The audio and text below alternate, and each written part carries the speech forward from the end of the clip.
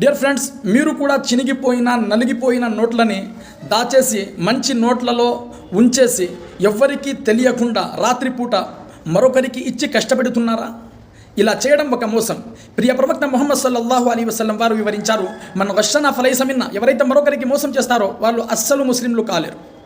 మన సమాజంలో ఈ సిచ్యువేషన్లో మరొక తప్పు కూడా జరుగుతుంది. అవును, ఎవరో ఒకడు నన్ను మోసం చేశాడు, పాత నోటు నలిగిపోయిన నోటు ఇచ్చి. అలాంటప్పుడు నా బాధ్యత ఏమిటి? నేను మరొకడికి మోసం చేయకూడదు. ఈ మోసాన్ని ఇక్కడే ఆపేసి బ్యాంక్ దగ్గరకు వెళ్ళి దానికి సరిపడే డబ్బులు తీసుకోవాలి, లేకపోతే దాన్ని అలాగే వదిలేయాలి.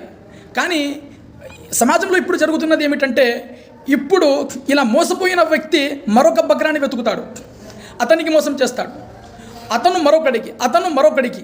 ఈ విధంగా కొన్ని నెలల పాటు ఈ మోసం జరుగుతూనే ఉంటుంది.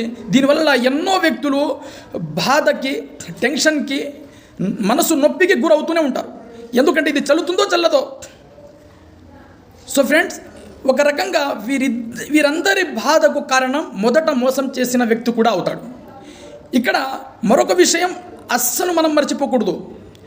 అదేమిటంటే, ఎవరో మిమ్మల్ని మోసం చేస్తే ఏ తప్పు ఎరగని మరొకడికి మీరు మోసం చేయడం అనేది ఇది చాలా తప్పు. ఇది అస్సలు చేయకూడదు. సో ఫ్రెండ్స్, ఇటువంటి సిచ్యువేషన్లో ఎవరో ఒకరు ఆ డబ్బును తీసుకొని బ్యాంకులోకి వెళ్ళి దానికి సరిపడా డబ్బులు తీసుకోండి, లేకపోతే అసలు ఆ డబ్బు మీద ఆశ వదులుకోండి. ఇలా చేయడం వలన ఎంతోమందిని మీరు నొప్పి నుంచి కాపాడేవారు అవుతారు, టెన్షన్ నుండి కాపాడేవారు అవుతారు. దీనివలన మీకు ఎంతో పుణ్యం దక్కుతుంది.